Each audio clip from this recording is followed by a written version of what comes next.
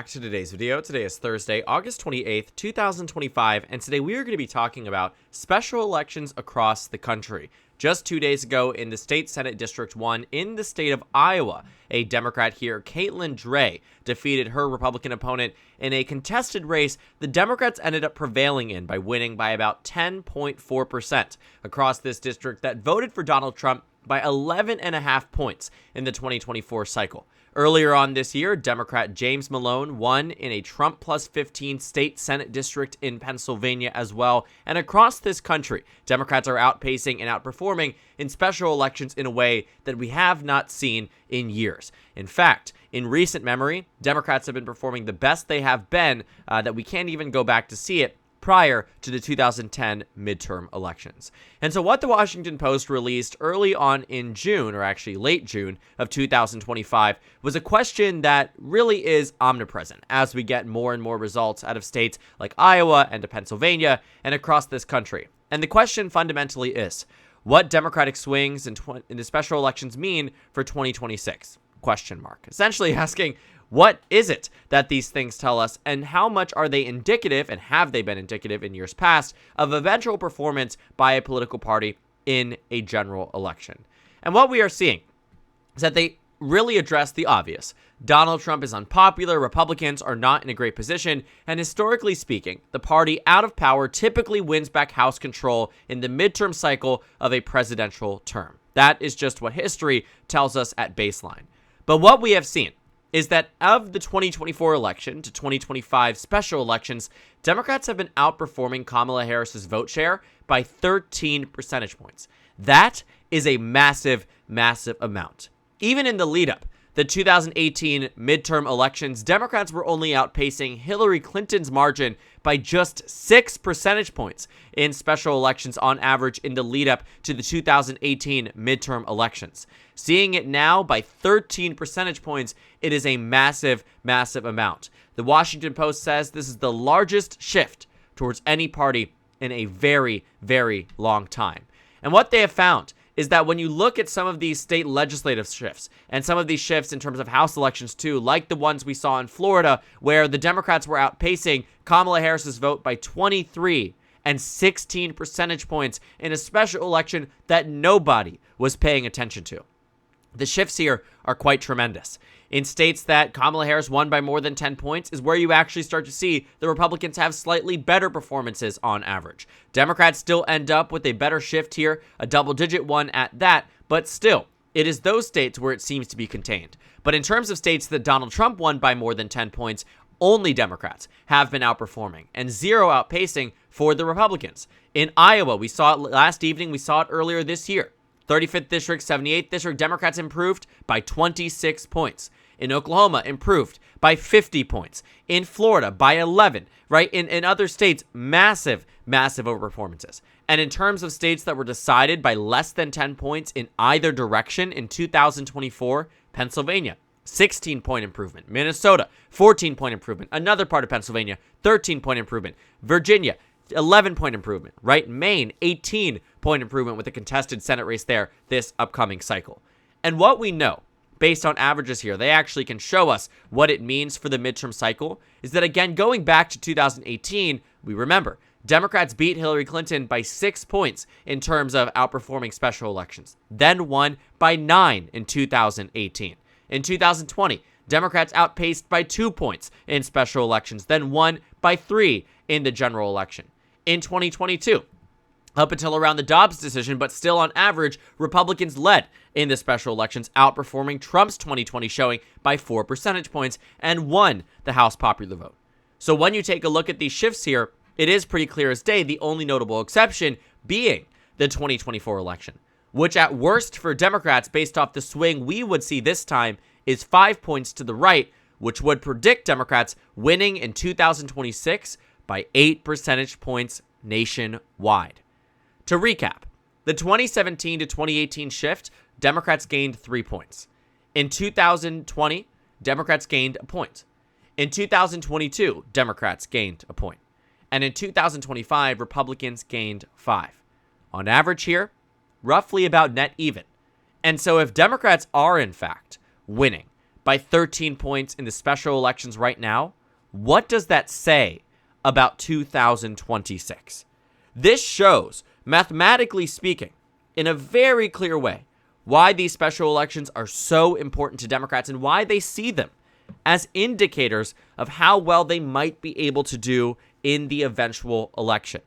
And that's a big reason why these make such major headway, because often, and more often than not, they have been predictive of later trends that would benefit the Democratic Party in an upcoming cycle. In this Washington Post article, as is the assessment from anyone on the left or right, that these special election performances are certainly not great for the GOP when they lose their supermajority in the state of Iowa. And they're certainly not great in states that Donald Trump invested over $150 million in and won a district by 15 that went to the Democrats just months later. And as voters engage with Donald Trump in a way that they might not have been before, or are upset with him and disaffected by this second Trump administration in a way that they might not have been by Republican politics before, it is showing. The support is bleeding. And you're finding it in states like Florida and Oklahoma and South Carolina and Maine and Iowa.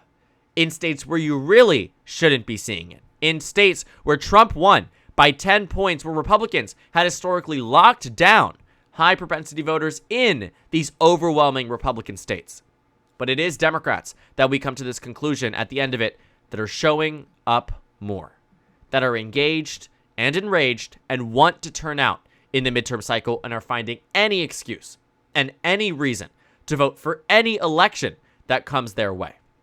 And while this is not a prediction of me saying that because of this shift and Democrats winning special elections by 13, that they'll win the popular vote by 15, that is unrealistic.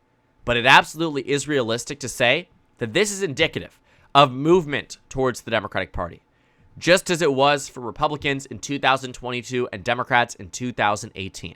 And while there is still time and still special elections to see between now and November of 2026, where I do think we'll start to see a tightening of this margin. It is early, and it is these earlier moments that, typically speaking, you start to find the opposition party will excel and thrive at.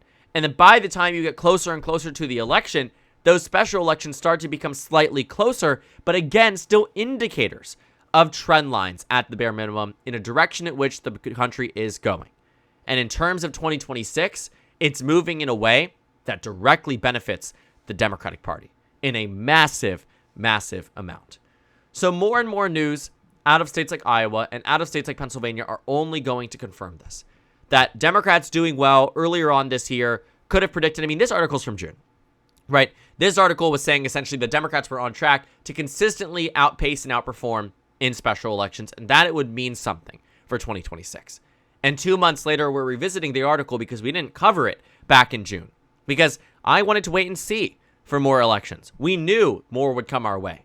What we saw in Georgia 2 nights ago that we didn't really talk about, because there was no victor yet, because it's going to a runoff election, is that a Trump plus 35 district narrowed up to being about Republican plus 25 to 20, with Democrats leading right now heading into a runoff election, where they could have a more even closer race and dynamic by the time you reach the eventual election. These things are not the norm for the GOP, and they are not the norm for the Democratic Party. And an outperformance of 13 points on the national stage, you take the last presidential election. You shifted in favor of Kamala Harris by 13 points. This is the congressional map that you end up with. A near Democratic landslide of 337 electoral votes nationwide. Florida, Texas, Alaska, Iowa, all decided by less than a point. This is the national environment that the special elections are bringing upon us. This is what, if the national election had been held and voted on by the voters that are turning out in these special elections, this is what the map would look like on the national level. And if that tells you anything it does about 2026, it is that Democrats are the favorites. Are they undeniably untouchable and unbeatable? No. But they absolutely come into this above the fray and above the rest and above the GOP in such an intricate fashion. Because it is difficult to see a pathway to Republicans maintaining House control in 2026.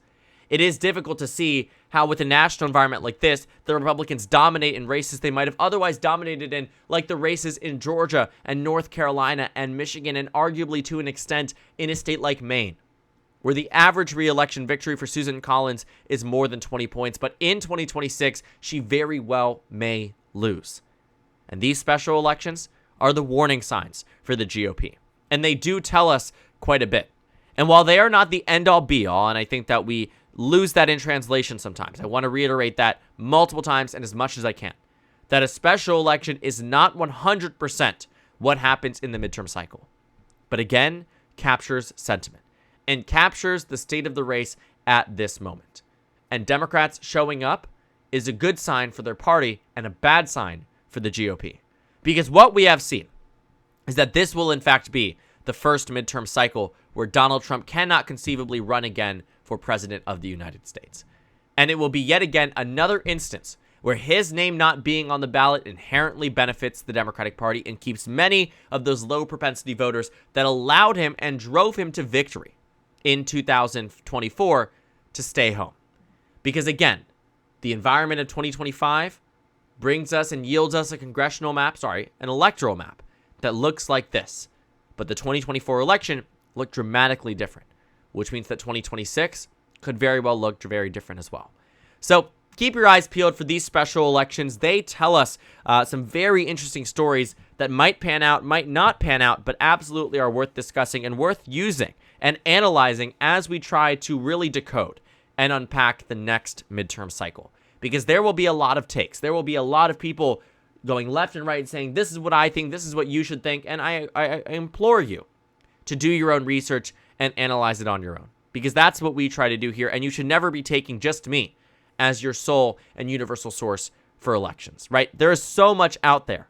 I'm glad that you tune in and engage with me. But I also do think that it is moments like these where more analysis is always helpful, and a better understanding about the electoral dynamics at play and what we can expect in the midterms is always more helpful.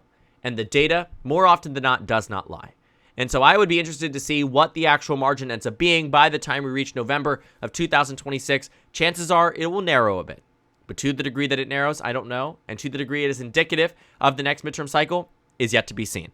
And so very interesting results we've seen thus far. Quite good news for the Democratic Party. The question is, do they maintain it? My bet is yes, but it's all up in the air because American politics can truly change overnight.